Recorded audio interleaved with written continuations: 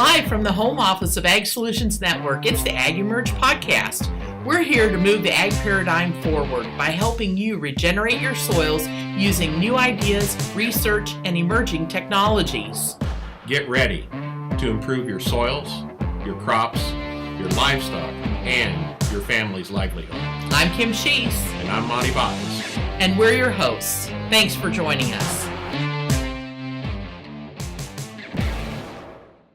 Hello, everyone. From California on today's AgEmerge Podcast, we have an opportunity to catch up with Scott Park, one of our presenters at AgEmerge 2019. Scott is an organic farmer from Meridian, California, which is north of Sacramento. He grows rice, tomatoes, and many other crops on his farm up there. 100% organic and dedicated to doing things right. He's really had to innovate and come up with ideas to apply growing crops in an effective manner on a large scale. So it's a lot of fun to be able to catch up to Scott and talk to him about what he learned and took away from AgEmerge and the changes he's already made in making progress towards accomplishing his goals. Now, I will apologize. In the meantime, we have some background noises because we had just completed a soil health conference at Paicines Ranch in Paicines, California. And there's some folks that are walking behind us and getting in their vehicles and leaving. But I'm sure you can make out what we're saying and can enjoy that nonetheless. So take a listen and hope you enjoy today's episode of the AgEmerge Podcast. Scott, thank you for spending a little time here with me today. We're at Paicines Ranch in Paicines, California. What did we just finish up doing? Well, I think certainly grazing is the ticket, and grazing combination with, either grazing for grazing's sake or grazing for the health of the soil for growing cash crops.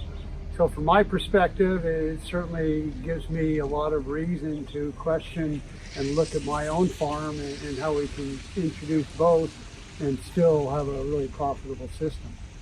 So about a month ago when we were at AgEmerge together, you were talking about, I think just then you'd gotten the sheep, correct? We started the sheep in the field, right. Yeah, and now about a month later, how's that project going so far?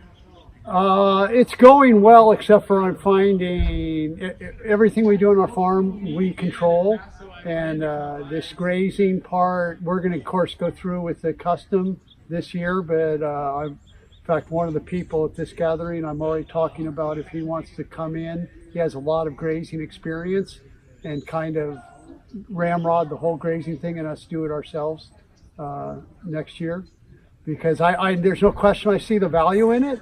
But I don't like the kind of not having the control, the way it flows through the fields and the way our ground is and the criticalness of timing, of planning. So, if I'm going to do it, I want to do it right. And so I think I need to have more control.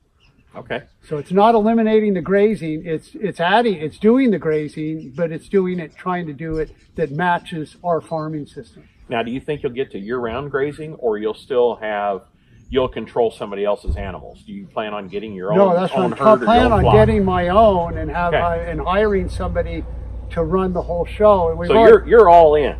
Oh yeah. There you go. Because it's a win-win. I right now, unless there's some severe compaction problems, like it's super wet up where we are right now, and so this is one thing. If we're going to test it, we're giving it the biggest test right now. Is we've gotten a super amount of rain for our area, so we'll see what that carries through. But if it makes you feel any better, when I tried grazing livestock, we had the same thing going on. We had the wettest conditions possible. So like a week after we received the animals, we got 6 inches of rain.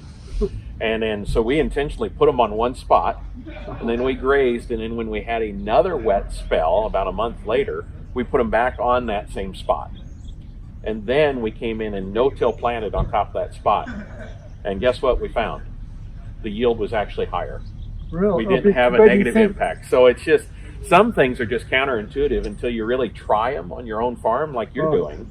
You don't know. So I'm sure you're not going to put your entire farm into this at once, right? You probably have a crawl, walk, run approach, or are you just full on running, sprinting as you can? Well, this year it's going to be crawl, walk, and then if it works, we've got to go to that run point. And some of it's the same as every part of a phase of a farm. There's economy of size.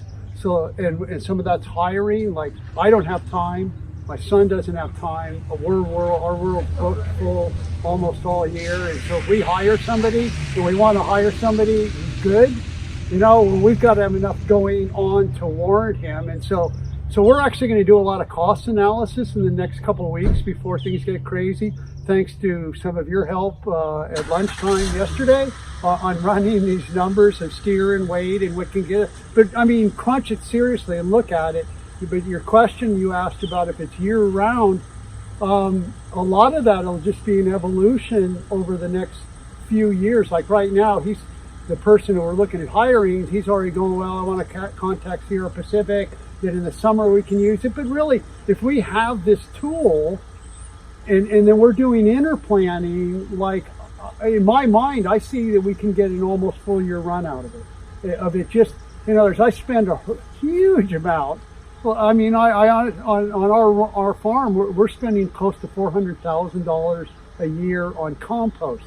So if I can get just some of that back, plus all the benefits to the health of the soil and the microbial activity, the cost of paying someone, it's like even if I'm trading dollars on the sheep, that I'm knocking the compost down and I'm getting all my ground that much healthier. So you're really looking at taking an expense stream of the compost inputs and turning it into an income stream with meat, whether it be lamb or cattle, or the income stream of the crop and the profit of the ongoing soil health improvements. Right, exactly. Yeah. Excellent. Yeah. That's thinking different, right? For my area, it's for any area radical that I might be, thrown out of the county. But it's like I've gotten where I think I am by not following the crowd. I'm doing what I see is the best, and sometimes it's not the way other people think. And frankly, as long as I don't hurt someone's feelings, I really don't care. So what's your quote? You're a normal farmer farming abnormally, or normal California farm farming abnormally. Right. Okay. Yeah. Yep. Very true.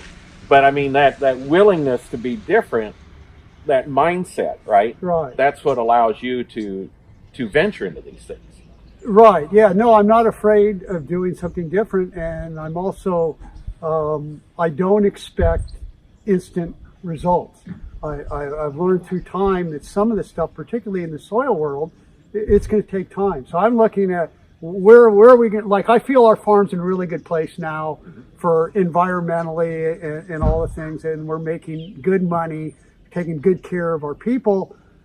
But I just, I listen to you, I listen to Gabe and other people, and I'm going, all this makes perfect sense. We can ratchet it up the next level. Where say there's 8 levels, maybe Gabe and you are at 7 and 8, and maybe I'm at 4. Well, I think I can get to 6 or 7. Or maybe you're at 9. Well, yeah. but don't you think we're at different levels in different respects? So like everybody that was in the room here today, or everybody that was in the room at AgEmerge, don't you feel that you're much further down the road in organic production than anybody else who was in that room? Right, but maybe Gabe's much further along on the integrated livestock and marketing it than others, and I think we're all at different levels in different ports that we can learn from each other. Oh yeah, no question. And how to apply that and really coach each other too. Bounce ideas off of each other. And this is the new, and you're right. Like I got a lot out of the AgEmerge just from thoughts being bounced around and whether it's good or bad, a lot of my farming world has just been me, because I didn't start with roots in the area. For the most part, I pioneered a lot of the ways that things are that I'm doing it. And, I've gotten some input from the university, and frankly, some of the input maybe wasn't the best input, but so it's good for me to start getting more in the flow of people who have really good ideas that can bring my farm to a higher level. Well, first off, I want to thank you for what you shared with everybody there, because there were several farmers that conventional farmers saw what you were doing in an organic system and were just amazed by the tomato yields that you were getting and how you were doing what you're doing with no inputs or minimal inputs. Right. So you made some big impressions, and I thank you for sharing with folks. But if you're like me, you know, probably when I'm driving home here today, there'll be something I wish I would have talked to you about and I forgot. I would imagine that maybe at AgEmerge there was, you know, whether time limitations or kind of we went a different direction. Anything come to mind that you kind of wish you would have shared with the group while you were there? One or two things, or just those things that were maybe you left that when you left were left unsaid? Well, that was a pretty progressive group, so I think, you know, no, there wasn't really much left unsaid. I didn't finish my talk because there was a lot that went back. In fact, I probably covered about 30% of it. So we'll have to have you back. but that part of itself was really good. And the ability just to, and especially I think, I don't say anything on AgEmerge needs improvement. Maybe a better chance sometimes to have been just in a situation with just farmers, a little bit more one-on-one. But some of that's just my personality. It's like I don't seek going to talk to people. It's just the way I am. I'm used to being by myself, so I might come across as being standoffish, and I don't mean to be that way. It's just, you know, I spend a lot of days every day by myself, and so that's the way I am. But no, AgEmerge was really thought-provoking. It was really good for my wife and my son. Also, I'd say the best was for my son, because he hasn't been in that environment enough of having these other ways of thinking. It's only been me, so that's been really good. And I do have to say that's as good a food and as good of a setting as I've ever been in a 2-day conference. Yeah, I was as skinny as you before I went there. No, it was absolutely first class. Absolutely. Yeah, we were treated really well, and that makes it even more enjoyable. It's such a good environment. Yeah. But no, I again, I thank you. I thank you for your leadership. I thank you for your willingness to not worry about what everybody else is thinking, and really look at your resources, your farm, and what is near and dear to you, what's important to your family, and move that in the direction that you want to go. And I think that's what true leadership's about, is knowing where you want to go, setting that course to get there. So I'm glad we were able to connect with you, and I'm glad you were able to be there to share with us. Well, I'm glad you invited me, and I feel next year that I'm going to be a better farmer than this year. And I think that's, if I want to say a saying that every farmer's got to think is your farm better this year than it was last year? And if it's not, why not? And, and what do you need to improve? And even though people say, well, boy, your farm is really different and you've gone a long ways, I don't feel I'm even close. Right. I feel I can just keep getting better and better. And so things like AgEmerge and this gathering today and yesterday at Paicines Ranch are just tools to make me a better farmer. It just makes farming fun too, doesn't it? Well, yeah, but farming for me is fun every day. A little stressful, but fun. So. Well, thank you for your time here, Scott. I appreciate it. And I encourage you to stay plugged in with the AgEmerge community. That's just getting going now with posts back and forth. So like the collaborative tools that we're in with the SIG group, that's going to be for our AgEmerge attendees, to where we can stay connected with people or bounce grazing ideas off of each other as an example, or cover crop ideas or those kind of things. So I encourage you, and I encourage everybody listening to this to do that. And anyway, we sure thank you. So from Paicines, California, this has been the AgEmerge Podcast with Scott Park from Park Farm Organics in Meridian, California. Well, I hope you enjoyed that interview with Scott Park on today's AgEmerge Podcast. Scott has done a great job of implementing new practices and ideas on his farm in California. It's fun to see how he's taken what he learned at AgEmerge and is putting it into practice using a crawl, walk, run technique.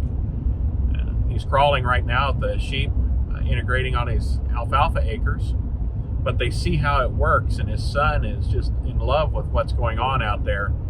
and he wants to make it work in a larger context on their farm. So they're looking at getting their own flock of sheep in a little larger scale in order to keep them 12 months a year and figure out how to integrate them into their farm.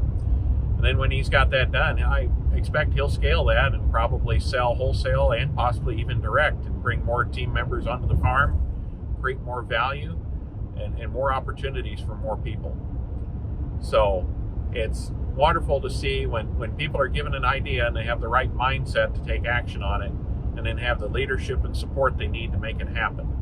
That's what AgEmerge is all about, and that's what our Ag Solutions Network team members are here to help you do. So thanks for listening. I hope you enjoyed it, and we'll see you on the next AgEmerge podcast.